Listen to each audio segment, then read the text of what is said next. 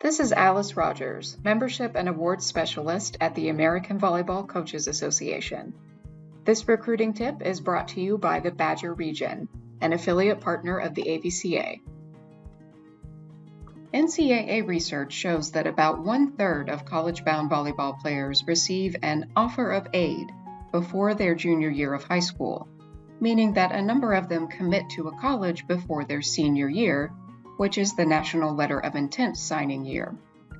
There is also lots of evidence that, while the institution is a factor, as is distance from home, the major factor in a prospect's decision-making is the coach.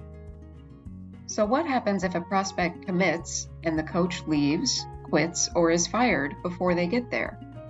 The answer depends on whether the coach's departure happens before or after the signing of the National Letter of Intent in November of the prospect's senior year.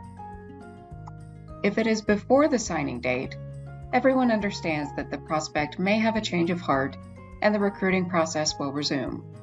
At the very least, it is acceptable for other college coaches to inquire about a player's decision and see if they are open to an alternative choice.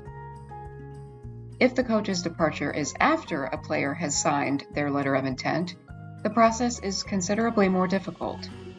The contract represented by the NLI is between the prospect and the institution, not the prospect and a particular coach.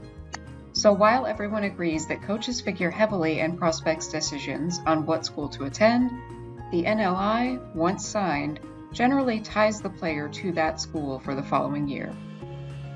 There are special circumstances under which a player can appeal and be released from a letter of intent, but these are generally related to a change in their personal circumstances, like a crisis at home or an injury, rather than a staff change at the institution.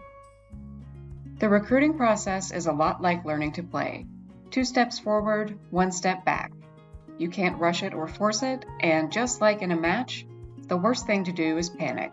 Stay calm and keep learning. And that's your recruiting tip of the week.